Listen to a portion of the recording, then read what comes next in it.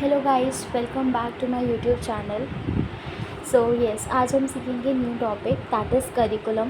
इसका concept, meaning and principle. ये हमारा बुलेट है यूनिट 1 का, understanding discipline and its subjects, B Ed first year. सबसे पहले शुरू करते हैं करिकुलम का कॉन्सेप्ट कि करिकुलम होता क्या है। तो in Latin curriculum means to run, कि करिकुलम जो है वो करिकुल वर्ड से निकला है लैटिन से। उसका मतलब होता है टू रन, भागना। Hence it is a plan for reaching a particular goal. इसीलिए इसका मतलब हुआ करिकुलम का कि करिकुलम एक ऐसा प्लान है जिससे हम एक पर्टिकुलर गोल को रीच आउट करना चाहते हैं इसके through. As a general rule, the term curriculum refers to the lessons, academic material, and other subjects taught in a school or a specific course or program that a student takes. तो इसका मतलब हुआ कि जो curriculum है उसके अंदर हमारे चैप्टर्स आते हैं, सारा एकेडमिक मटेरियल आता है, सब्जेक्ट्स आते हैं, जो भी स्कूल में पढ़ाए जाते हैं या किसी भी स्पेसिफिक कोर्स या प्रोग्राम में जो स्टूडेंट टेक आउट करता है उसमें कराए जाते हैं, दैट इज़ करिकुलम। तो करिकुलम एक ब्रॉडर टर्म है जिसके अंदर हमारे सारे चैप्टर्स, सारा एकेडमिक मटेरियल, सारे सब्जेक्ट्स जो भी स्कूल में पढ़ाए जाते हैं वह सब इंक्लूड किया जाता है। In the context of education, a curriculum is a compilation of all the activities in which students participate and are exposed during the process of education. Education के कॉन्टेक्स्ट में अगर हम बात करें तो करिकुलम जो है वो एक तरीके से कंपाइलेशन है, यानी कि समअप है सारी एक्टिविटीज़ का, जिसमें भी स्टूडेंट पार्टिसिपेट किए करता है या फिर स्टूडेंट को प्रोवाइड कराई जाती है स्कूल जब भी वो स्कूलिंग कर रहा है, यानी कि एजुकेशन के प्रोसेस के दौरान। As said above, the term is often utilized to refer to a specific sequence of instruction, or it refers to a perspective based on the educator's or school's instructional goals that takes into account of students' experiences। यानी कि यहाँ पर जो हमारी term है, जितना भी हमने ऊपर डिस्कस करा है, उससे ये पता चल जाता है कि हमारा जो करिकुलम है एक स्पेसिफ़िक सीक्वेंस है। जैसे कि हमारी अल्फ़ाबेट्स में होता है कि ए के बाद बी आएगा, सी आएगा, डी आएगा, ऐसे ही करिकुलम के अंदर भी एक सेट सीक्वेंस होता है, एक स्पेसिफ़िक सीक्वेंस होता है पढ़ाने का, कि यार एडुकेटर्स ने सेट कर रखा है कि जो हमारे इंस्ट्रक्शनल गोल्स है, यानी कि पढ़ाने की जो भी ऑब्जेक्टिव्स है या गोल्स है, स्टूडेंट्स के एक्सपीरियंस को और बेहतर बनाने के लिए जिस भी चीज़ की रिक्वायरमेंट है उसको एक तरीके से अरेंजमेंट करना किसी स्पेसिफिक सीक्वेंस में, तो उसको हम कहते हैं curriculum. An educational curriculum may include the planned interaction of students with instructional content, materials, resources, and assessment processes।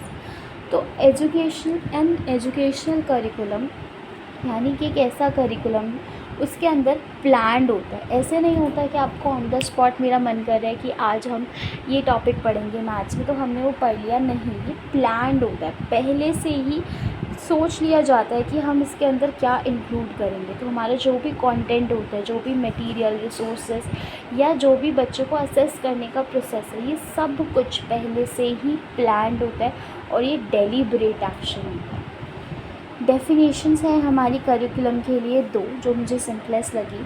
तो सबसे पहले बी ऑथेनेल स्मिथ ने डेफिनेशन दी थी 1957 में कि a sequence of potential experiences is set up in the school for the purpose of disciplining children and youth in group ways of thinking and acting. This set of experiences is referred to as the curriculum. तो B ऑथेनेल Smith ने 1957 में curriculum की definition दी थी और कहा था कि जो भी हमारे पोटेंशियल एक्सपीरियंसेस होते हैं, यानी कि एक स्कूल में लर्निंग को बेहतर बनाने के लिए जितने भी एक्सपीरियंसेस प्रोवाइड कराए जाते हैं स्कूल सेटअप के अंदर, सो दैट बच्चा जो है वो डिसिप्लिन हो सके और वो अलग अलग वेज़ में थिंक अपॉन कर सके, दैट इज़ रिफ्लेक्ट कर सके और उसी अकॉर्डिंग एक्ट कर सके। उस सीक्वेंस ऑफ पोटेंशियल एक्सपीरियंसेस को हम कहते हैं करिकुलम। ओके, नेक्स्ट डेफिनेशन दी है कास्वेल एंड कैम्पबेल ने 1935 में। इसने बोला था curriculum is composed of all the experiences children have under the guidance of the teacher, कि टीचर के गाइडेंस में स्टूडेंट्स जितना भी एक्सपीरियंस करते हैं, कोई भी एक्सपीरियंस करते हैं, उन सभी को कंपाइल कर दिया जाए, सम अप कर दिया जाए तो वो करिकुलम बन जाता है। तो ये दो डेफिनेशंस थी। इसके बाद आता है हमारा करिकुलम डेवलपमेंट, कि करिकुलम बनता कैसे। It is important that when developing curriculum, we consider what kind of learning experiences should be provided to children of various ages and grade levels at various points in the school year. तो बहुत important है जब भी हम curriculum design कर रहे हैं, curriculum बना रहे हैं, तो हम उन बातों का ध्यान रखें कि बच्चे को कैसे लर्निंग एक्सपीरियंसेस हमें प्रोवाइड करने हैं अलग अलग एज में, अलग अलग ग्रेड लेवल यानी अलग अलग क्लासेस में। बहुत सारे पॉइंट्स को कंसीडर किया जाता है कि यार किस एज के ग्रुप के बच्चे को या किस क्लास के बच्चे को कौन सा लर्निंग एक्सपीरियंस किस लेवल तक का मिलेगा। उन सभी बातों का ध्यान में रख कर ही हम करिकुलम को डेवलप करते हैं।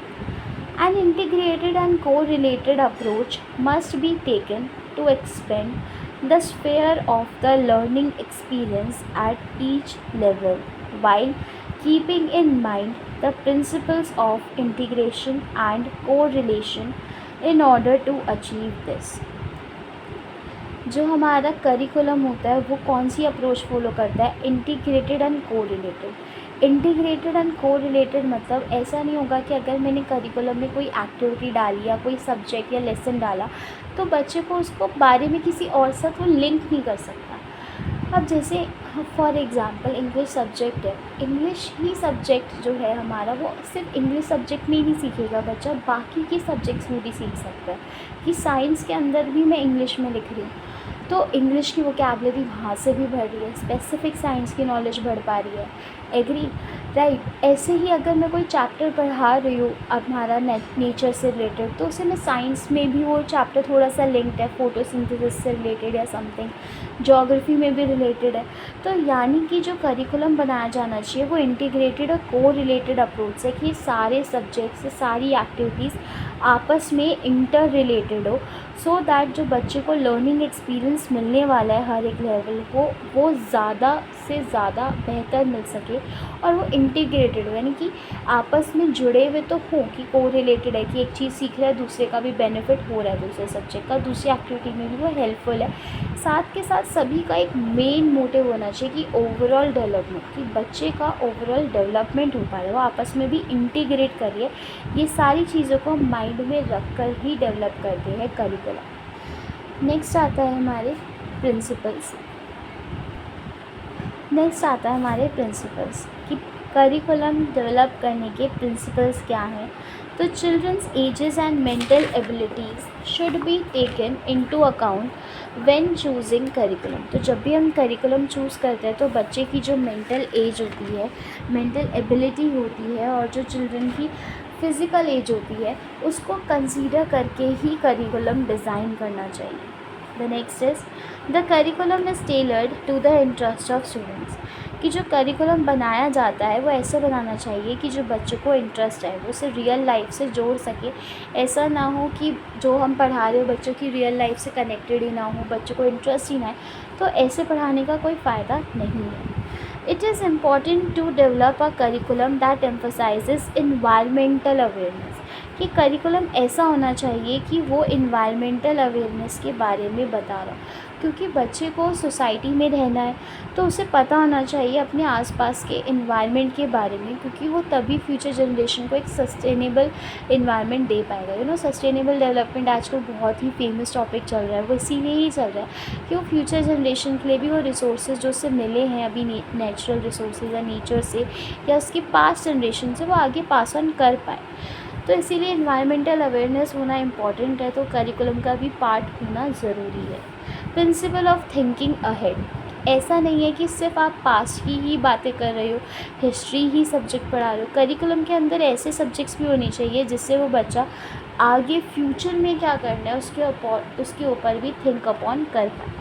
टीचर्स पार्टिसिपेशन करिकुलम जब बनाया जाता है तो हमेशा हायर अथॉरिटीज़ बना देती है, जो स्कूल लेवल पे टीचर उसे डिलीवर करने वाली है उस लेसन को, उनकी हेल्प नहीं ली जाती या उनकी सोच नहीं पूछी जाती, तो ये गलत है। उनका भी पार्टिसिपेशन उतना ज़रूरी होना चाहिए क्योंकि वो ज़्यादा डायरेक्ट लिंक है उनका बच्चों के साथ, तो टीचर पार्टिसिपेशन भी मस्ट है।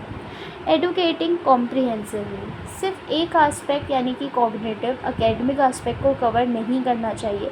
करिकुलम ऐसा होना चाहिए कि बच्चे की 360 डिग्री ओवरऑल आस्पेक्ट्स की बात करें, सारे आस्पेक्ट्स को मिलाकर बात करें, कॉम्प्रिहेंसिव बात करें। प्रिंसिपल ऑफ को रिलेशन, दैट इज़ कि अभी हमने यहाँ करिकुलम डेवलपमेंट में बात करी, को रिलेटेड अप्रोच होनी चाहिए, दैट इज़ कि एक सब्जेक्ट दूसरे सब्जेक्ट से लिंक हो, सो दैट बच्चे को ये ना लगे कि आप एक सब्जेक्ट पढ़ा रहे हो और फिर जब दूसरे पे आओ तो भूल जाए, वो आपस में इंटरलिंक कर पाए।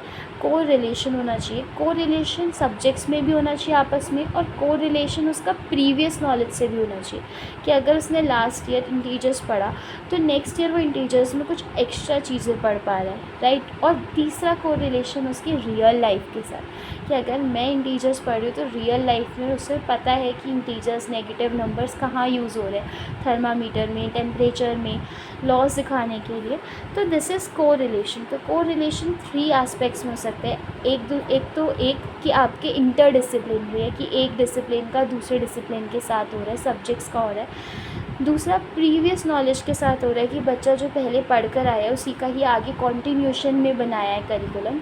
तीसरा वो रियल लाइफ से भी कनेक्ट कर पा रहा है। नेक्स्ट आता है प्रिंसिपल ऑफ प्रैक्टिकल एक्सपीरियंस। बच्चे को सिर्फ थ्योरी नहीं देनी है, उसे कुछ प्रैक्टिकल एक्सपीरियंस भी देना है, सो दैट उसका इंटरेस्ट डेवलप हो सके, वो और ज़्यादा इंटरेक्टिव हो सके क्लासरूम, सो दैट उसे ज़्यादा बेटर रिटेंशन और अंडरस्टैंडिंग हो पाए। तो प्रैक्टिकल एक्सपीरियंस भी देना है, तो करिकुलम ऐसा भी होना चाहिए जिसमें कुछ प्रैक्टिकल एक्सपोनेंट हो। फ्लेक्सिबिलिटी, ऐसा नहीं कि अगर 2001 या 2000 में बना दिया तो 10 साल 15 साल सेम सिलेबस रिपीट में चले जा रहा है, उसके अंदर चेंजेस भी आने चाहिए। तो फ्लेक्सिबिलिटी का भी स्कोप होना चाहिए कि अगर कोई चेंज आया हमारे इन्वायरमेंट में, हमारी गवर्नमेंट में, हमारे आसपास की सोसाइटी में, तो वो चेंज हमारे करिकुलम में भी रिफ्लेक्ट हो।